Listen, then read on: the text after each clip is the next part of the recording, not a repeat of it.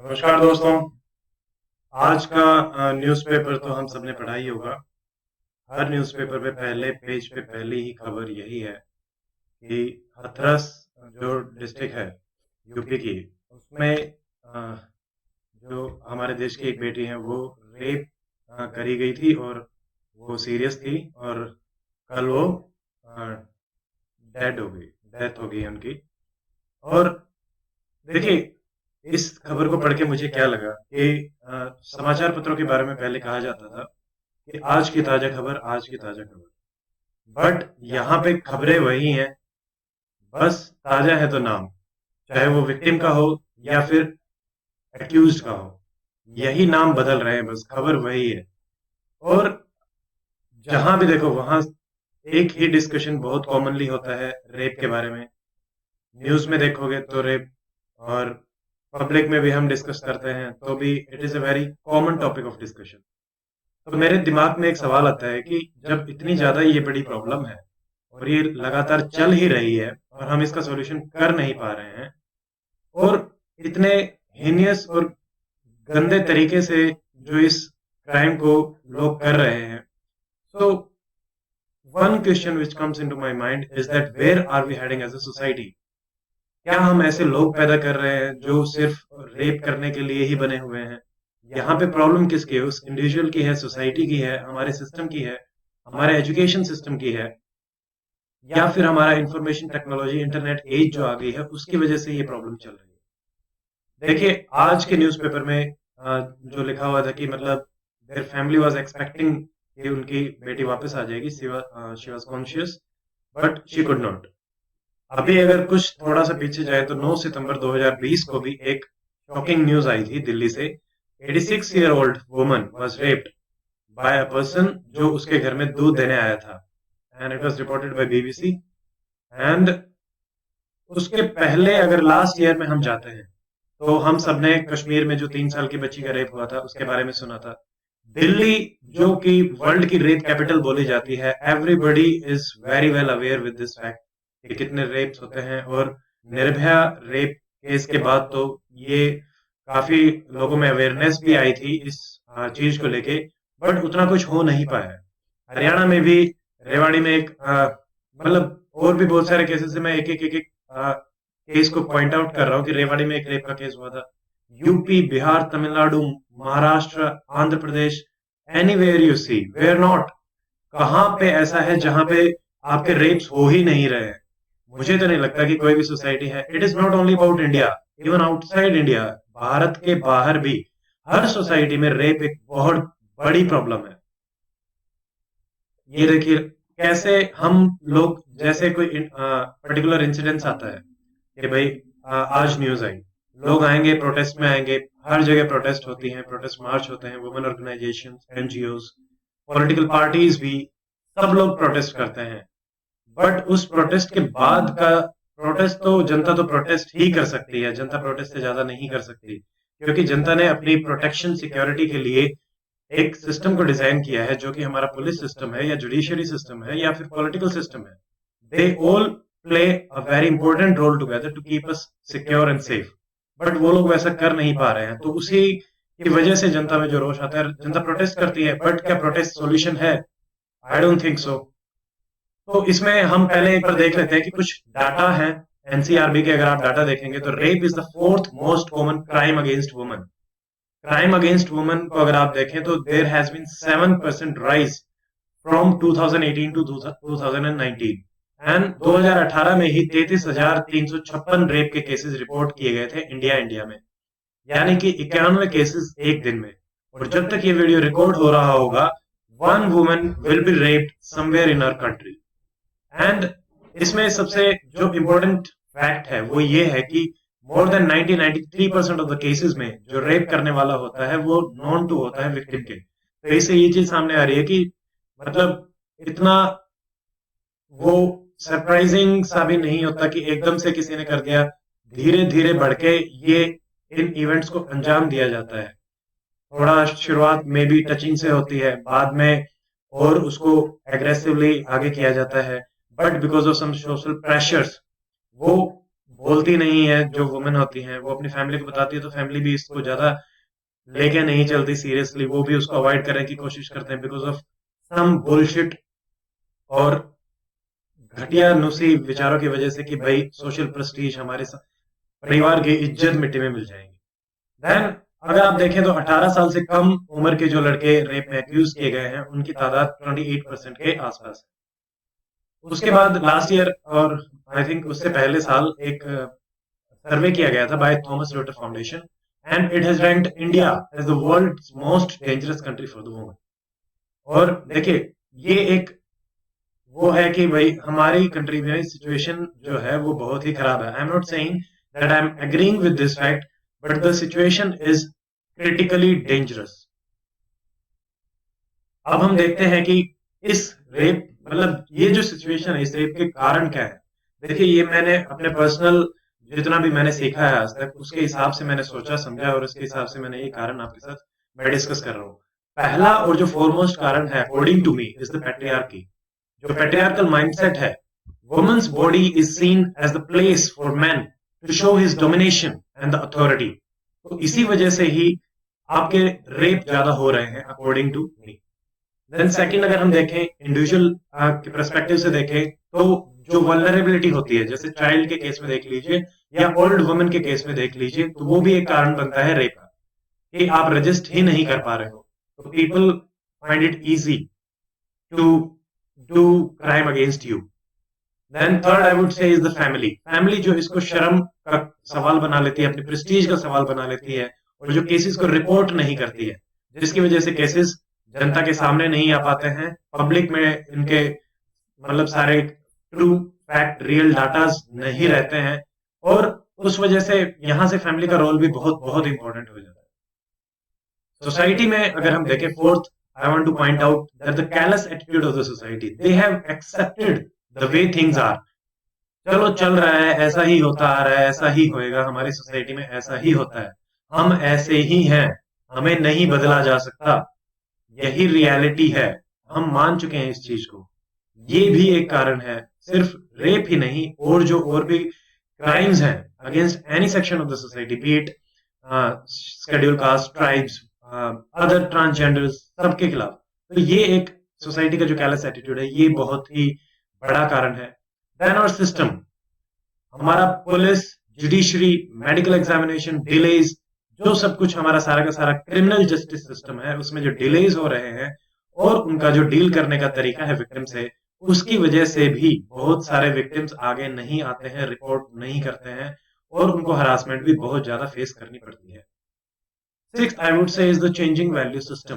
Because of internet porn sites काफी openly आपके पास available होती हैं, उसकी वजह से कम उम्र में ही बच्चे इस चीज से एक्सपोज हो जाते हैं सेक्सुअल कंटेंट से, उसकी वजह से उनके दिमाग में थॉट्स आते हैं and because of lack of sexual education in schools और हमारी फैमिलीज में, तो वो बच्चे उसको एक्सप्लोर करने की कोशिश करते हैं और कई बार अनजाने में दे डू रेप, और जानबूझ के भी बहुत बार ऐसा तो होता ही है।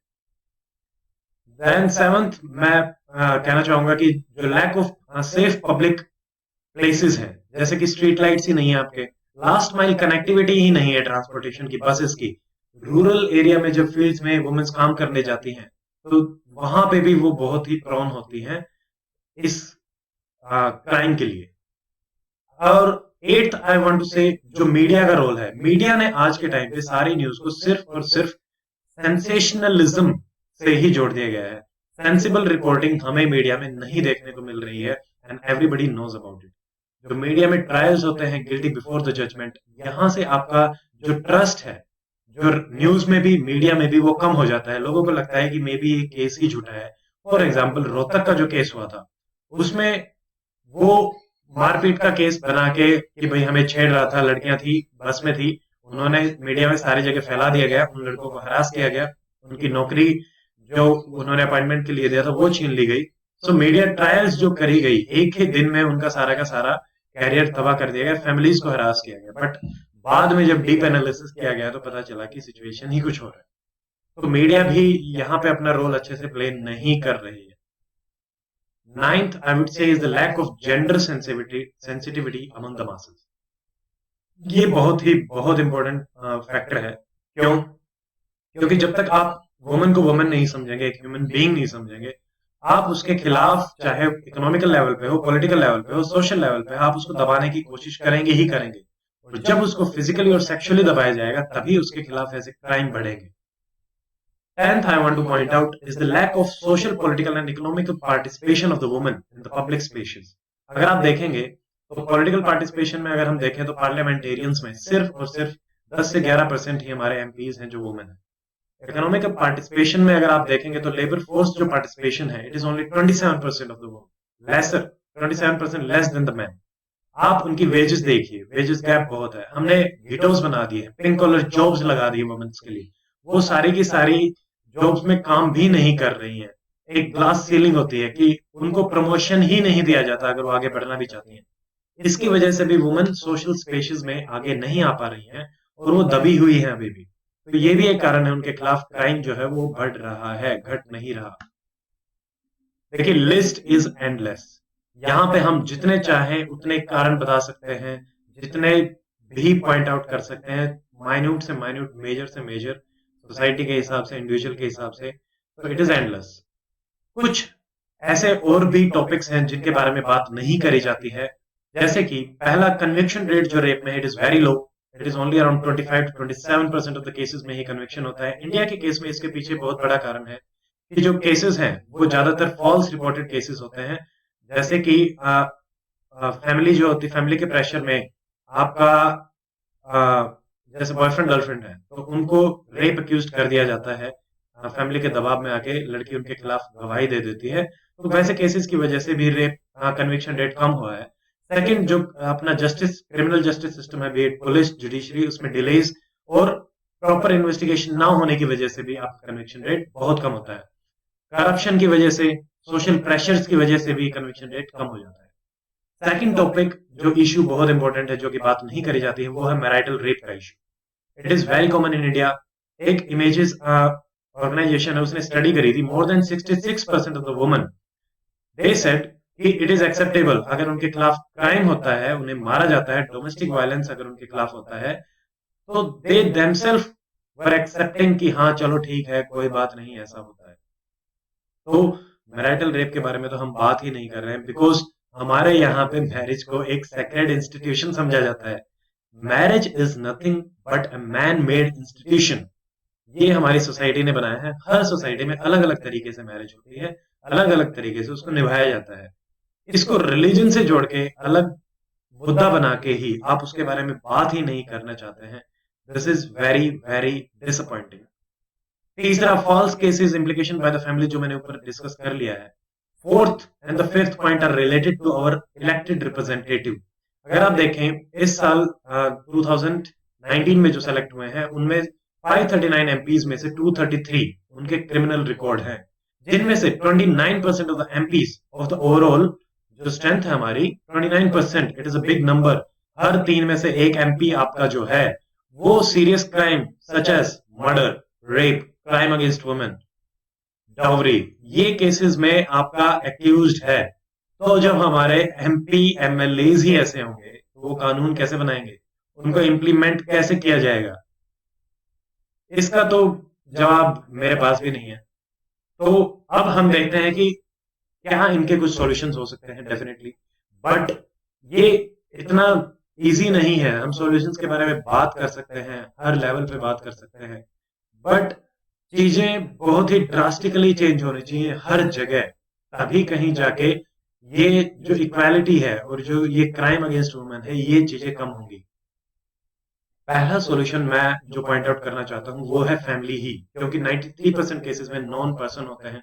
तो फैमिली को चाहिए कि वो रिपोर्ट करे, अपनी चाइल्ड रियरिंग में ध्यान दे कि बच्चों को, चाहे वो मेल है या फीमेल है, उनको सेंसिटाइज किया जाए, इक्वल ट्रीटमेंट दिया जाए। और अगर ऐसा कोई भी केस आपकी बच्ची आपके पास आके बताती है तो please report it, take strict actions towards it. इसको अपना प्रेस्टीज और शेम का इशू ना बनाए, ठीक है। सेकंड, जब बच्चा स्कूल में जाता है वहां पे हमें सेक्स एजुकेशन पे बहुत फोकस करना चाहिए।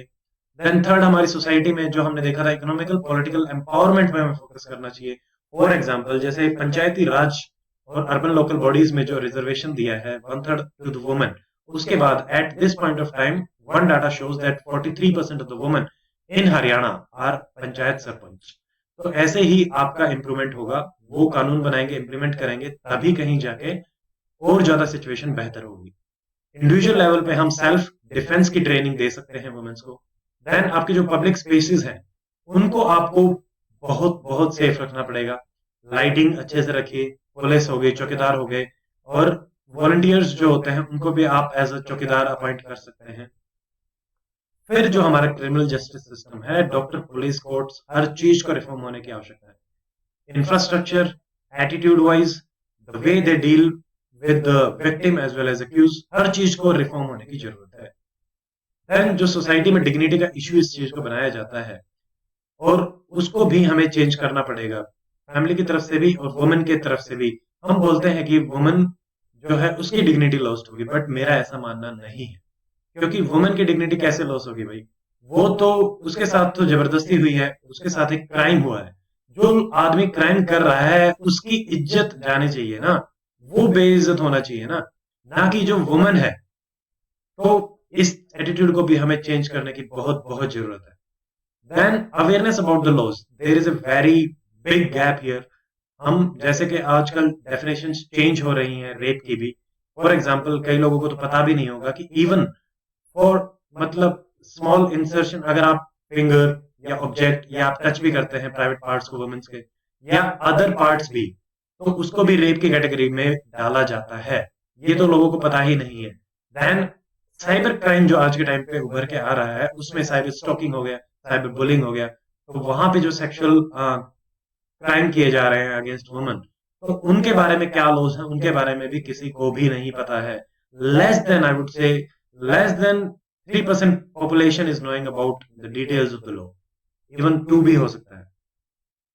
Then, according to me, the most important thing is the attitude.